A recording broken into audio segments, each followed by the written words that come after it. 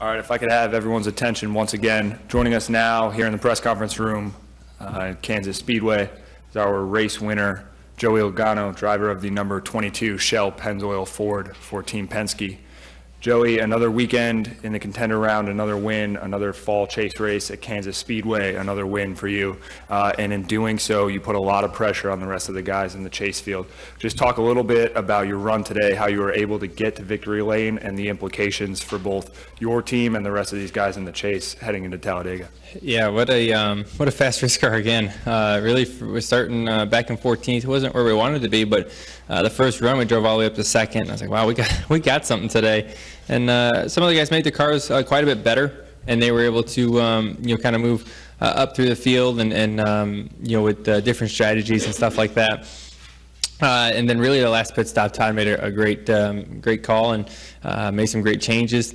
And then it's always that time to find that next level as a driver and find that next little piece to get a little bit more speed out of your car. And we was able to race hard and get back to the lead and be able to win. All right, we'll go right ahead, open it up. If you have a question, raise your name, we'll get you a mic. Just state your name and affiliation. We'll start right here in the front with Todd from the Kansas City Star. I bet I can guess what you guys are going to ask me. I bet all you guys have the same question. Well, Joey, I think there were 5 laps to go. And can you just take me through? I mean, obviously, Kensth kind of racing for his chase life in some respects. It seemed like you maybe had the faster car, on that run, and he's blocking you low, blocking you high. Just tell me what you saw and how all that transpired. Yeah, it's just it's hard racing. With 15 to go, I got to the outside of him down the backstretch, and I had to lift and not to wreck both of us at that point. And then kind of got put in the same situation down the front stretch. And then we just happened to go in the same corner, and we both went for the same piece of real estate. I wanted that middle lane, and so did he, and just we collided there. So hard racing, we ran each other hard. He ran me hard, I ran him hard back. It's just the way it's the type of driver I am, type of racer I'm going to be, and it just comes to that point sometimes that it's unfortunate that those things happen, and it's just hard to, it doesn't take anything away from our win today. I'm proud of what this team's been doing. I'm proud of the way we've been racing week in and week out and executing our weekends with not only a fast race car, but doing our jobs during the race to keep us up front. So proud of what we got.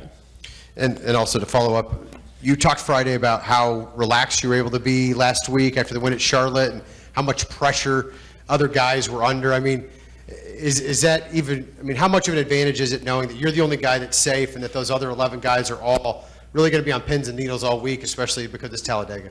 Yeah, really just, we're able to go into that race and be relaxed, and that's something to be, feel good about because, our goal coming into this weekend was to win the race and keep, everyone not feeling too comfortable about Talladega, and really the only way you feel comfortable is if you have a win, and for us, we were able to get those 2 and set ourselves up in a good spot for that weekend, and then obviously be able to move to the next round. But really, I look at these last 2 races, and we can't be too proud of ourselves as far as this is 2 tracks that are very similar.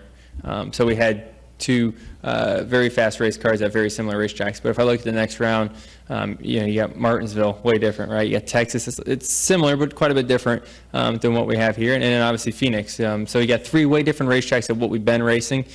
So we can obviously be proud of what we've done, but don't, just hang your hat on that. We need to definitely move forward and think about these upcoming races. All right, we're going to go to Lewis, over to Bob, back up to the front, send it up to the press box for a couple, and then we'll work our way around back here. Lewis Franco, Reuters. Drivers who think they've been wrong have as long memories as wives who think they've been wronged. Do you have any concerns about how Kensth will race you the rest of the year? No, not really. I feel like he raced me the same way, so I'd be surprised if he expected something different. So we were just, like I said, we were just racing hard, and he's racing for a win, I'm racing for a win, and there's a lot of aggression there, and that's what a sport's built on. Our sport's built on stuff like that. And going forward, we're going to race. That's what we do. That's what we do every week. We go out there and race each other. And, these things always seem to happen every now and again. And you just, you work it out. And, eventually it all comes out fine. All right, Bob? Bob Huckers, ESPN. So did you intentionally turn him? No, I think we both went for the same piece of real estate. We both went into that corner hard. I wanted to get position and get to the inside of him, and then he went for the same piece of real estate as well. And I wanted that second lane, to be able to stay on the inside of him. Thinking, he may get trapped up behind one of those lap cars in front of him because they were running the top before. They all happen to go to the bottom, but you don't know that until you're in the corner, right? And the fact that it was Kensth, if he doesn't win, you know that he's going to have a hard time advancing into the next round. He's probably going to have to win Talladega. Is that a factor at all? Like, are you thinking, man, if I can win this race, I put one of my main competitors in a huge hole? Well, you want to win the race. That's part of the strategy when you go to this round, or really any round, is to win as often as possible to keep your competitors out. Everyone's fast in the chase right now, right? Everyone's got a lot of speed in their cars. Everyone's running up front, at points during a race.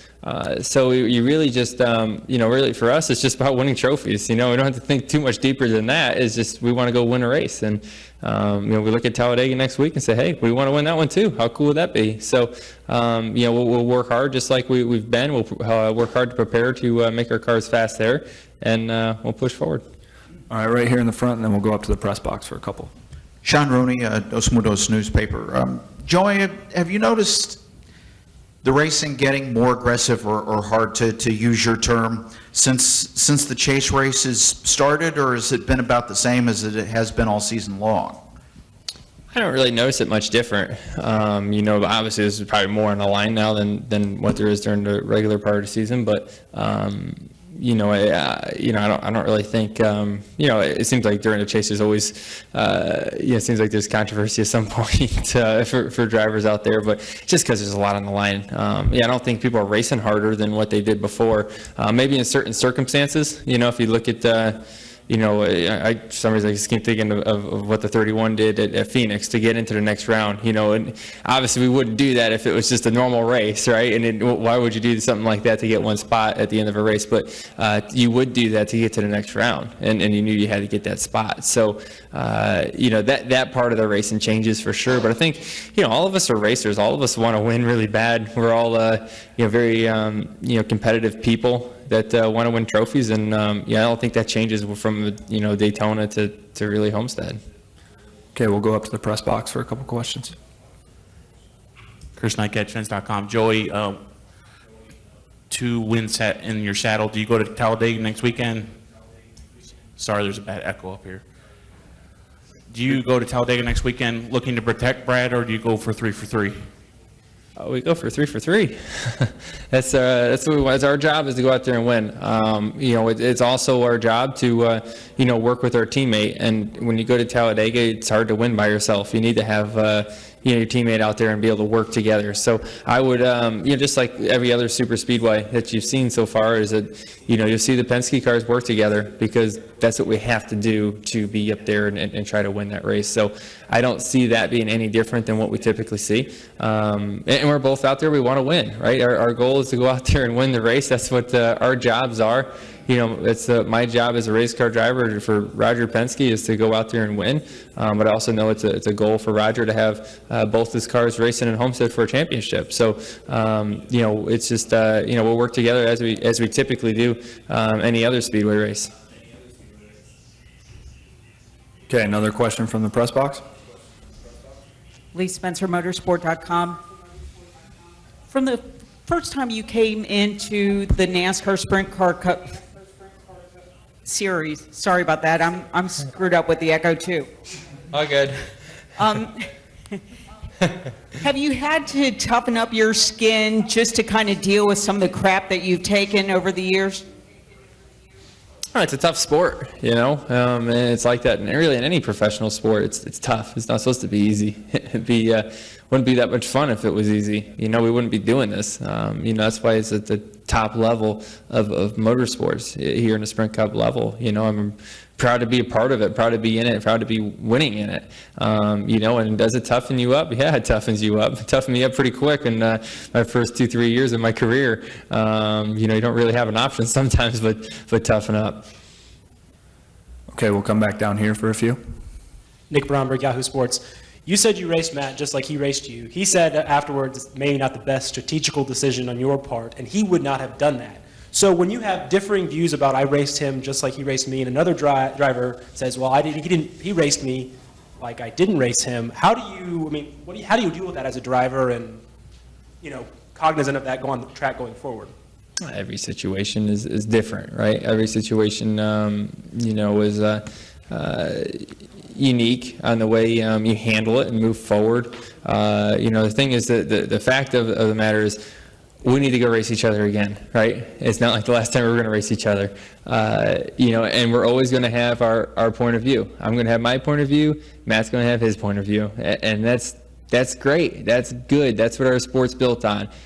You know, our sport is built on hard racing. And sometimes when you're racing hard and you're racing that close, things happen, you know, and, you know, obviously right now everyone's in the heat of the moment, you know, so everyone's going to say what's on their mind exactly. And, you know, as you cool down, you're able to maybe look at things differently, you know, probably for the both of us, you know, but, you know, right now I looked at the way we raced and I said, hey, we raced hard, you know, and that's what happened, you know, and you know, you know, to me, I felt like I got raced really hard.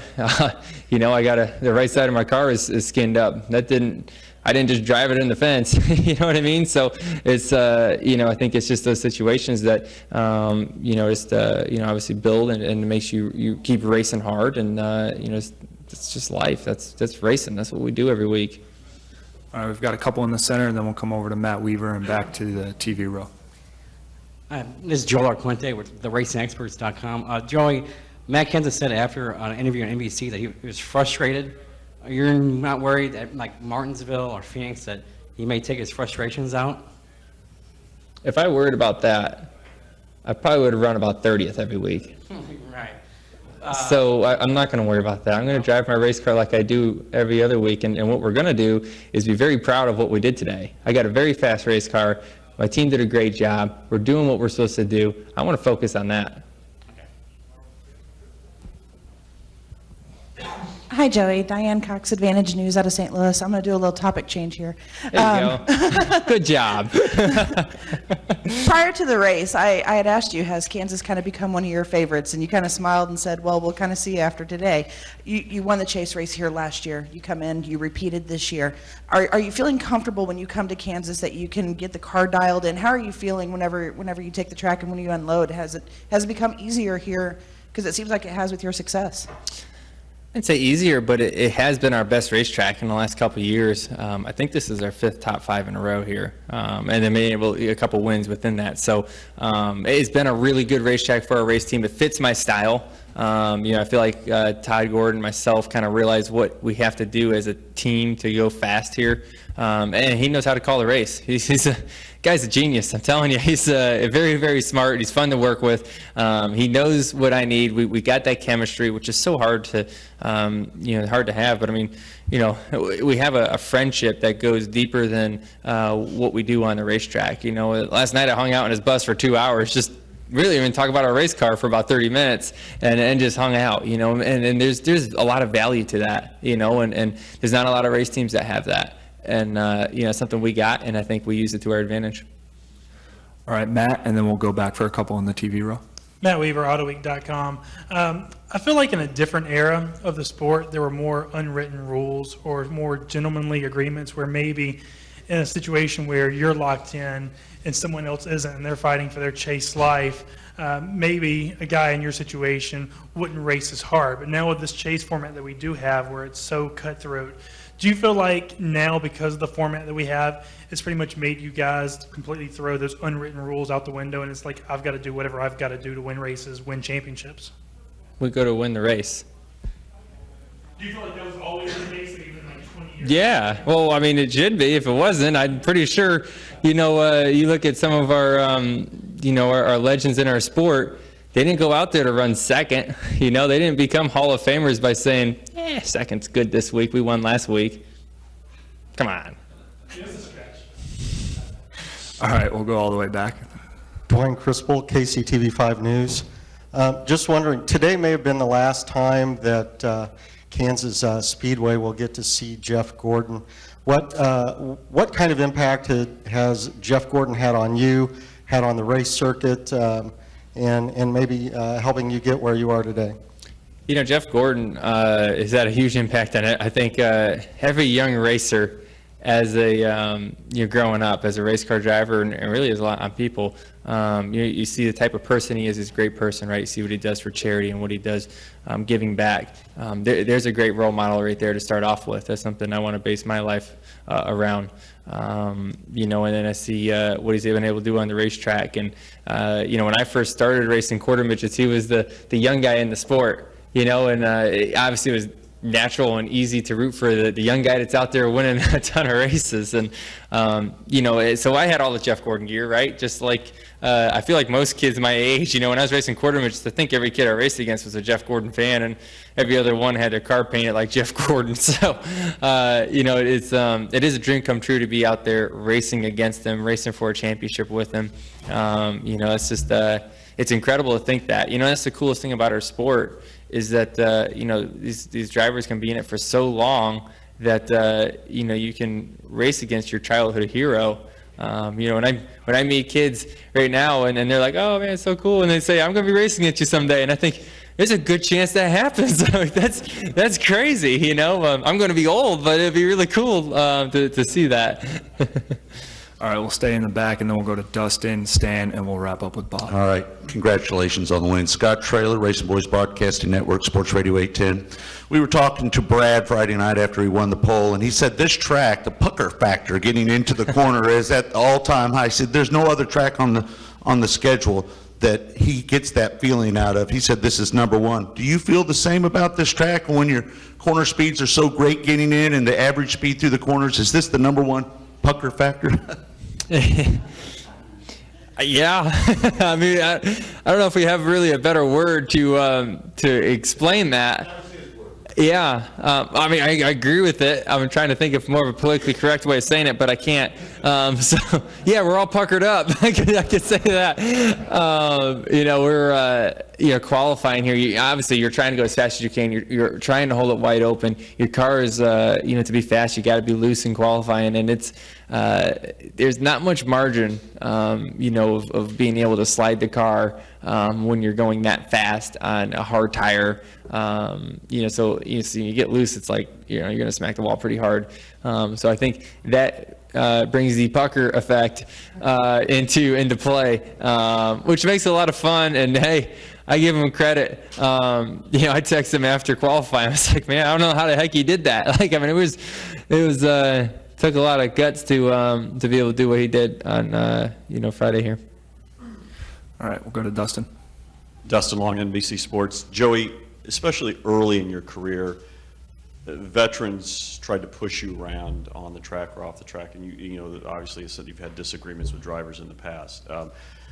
How did that form how you drive and how you are? And had you lifted in this case as you did in the backstretch, what kind of a message does that send to the rest of the garage, the competitors, that, hey, we can muscle Joey Logano in crunch time? How important is the message? You know, everybody's talking about, well, maybe the message that Matt's trying to send in one way, but what kind of a message did you send, or what kind of message might have been sent had you backed off in that situation here at the end of the race? You know, I mean, there's, you know, all of us, all the great racers out there are students of the sport, right? And they rewatch it and they see what the strengths and weaknesses of their competitors are. I do that. You know, I realize, you know, who I'm racing. Everyone keeps a little notebook on the way people race, whether it's restarts or during the race, and, you know, certain trends that they typically do when you're around them. So, you know, I think, you know, you always kind of take that into consideration a lot of times. And, you know, I wasn't trying to send no message either way. You know, I was trying to win the race. I understand, but I mean, had you lifted Had I lifted,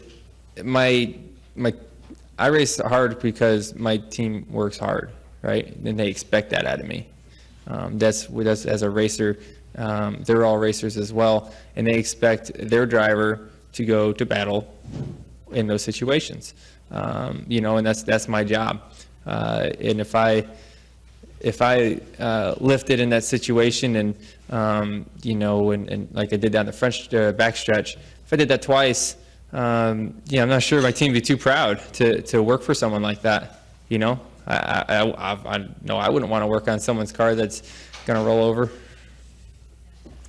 All right, we'll take our final two over here on the left. Stan first, and then Bob. Stan Creekmore with RPMTonight.com. Joey, your crew chief sat in here, and he said he knew almost from the start of the race that when it came down to the end, that your determination ability would increase so much that you would win this race. that what you put out grows with almost every single lap on a run. How accurate is he?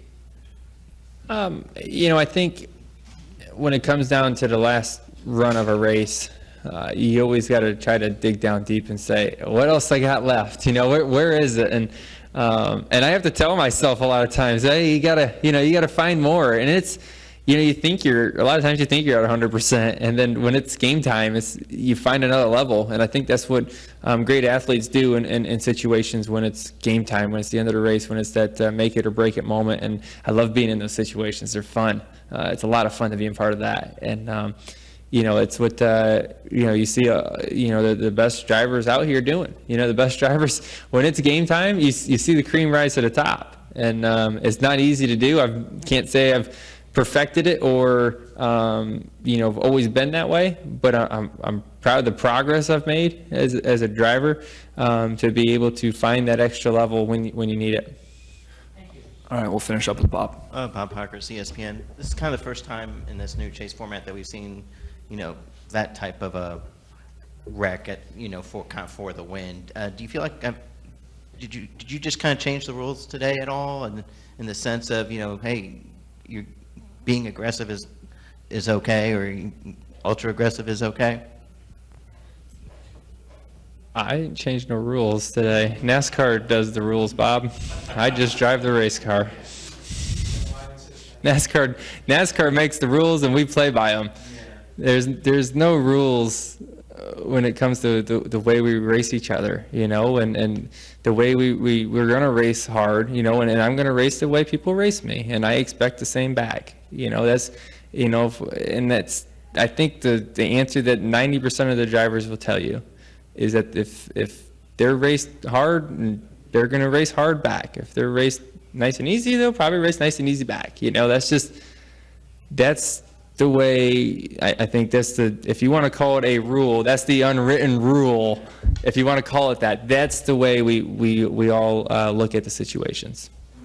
Was this when you raced in, was that responsibility you were raced in those laps, or does it go? No. Dude, we went for the same lane on the racetrack. What am I going to do? Go in there and take him out? Like, I just wanted to run this. I wanted to run the second lane. So did he. Well, there's only room for one. All right, Joey, congrats on back-to-back victories. Thanks for joining us. Appreciate it, guys.